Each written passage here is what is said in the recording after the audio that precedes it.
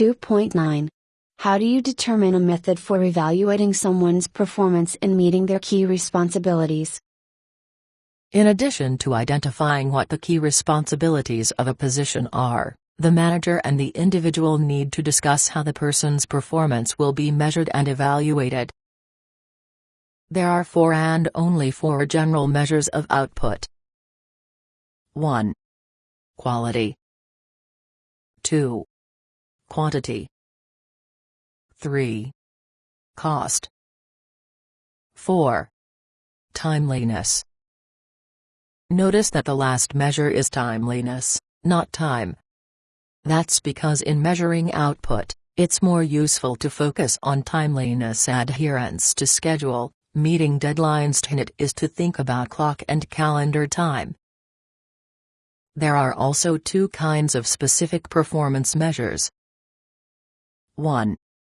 Quantitative. 2. Descriptive. The manager and the individual will determine for each of the competencies, the goals, and the key job responsibilities how the individual's performance will be measured. Tell me more.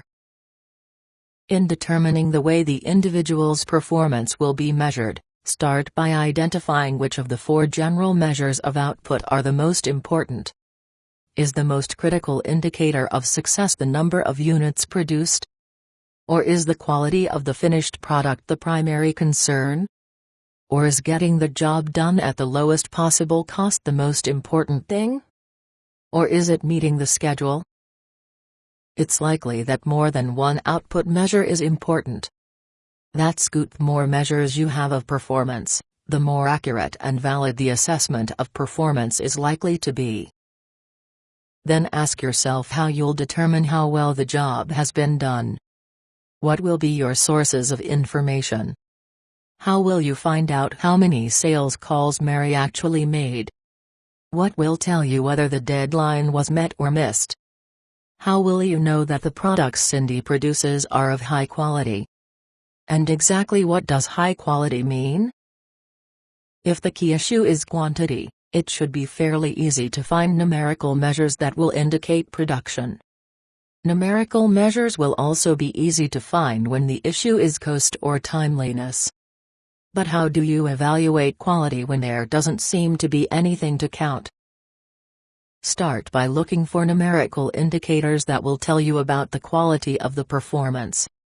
But, remember, valid quantitative, numerical measures of quality are frequently difficult to assess.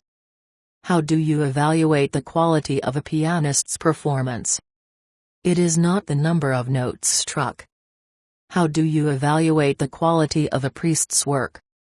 It is not the number of confessions heard, though one valid measure might be the number of souls accepted into heaven, but we don't have access to the data.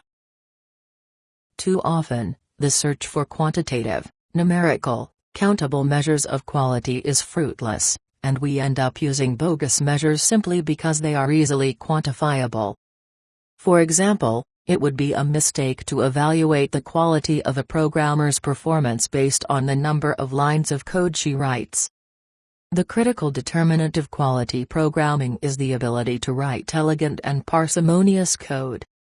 Likewise, the quality of a linguist or translator's performance should not be evaluated by the number of words translated.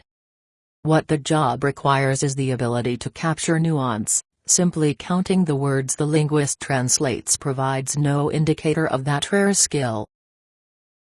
Particularly when we are assessing the quality of an individual's performance, the measures that are most appropriate are not quantitative but descriptive. We may find little to count, but a qualified judge can accurately describe the quality of the performance,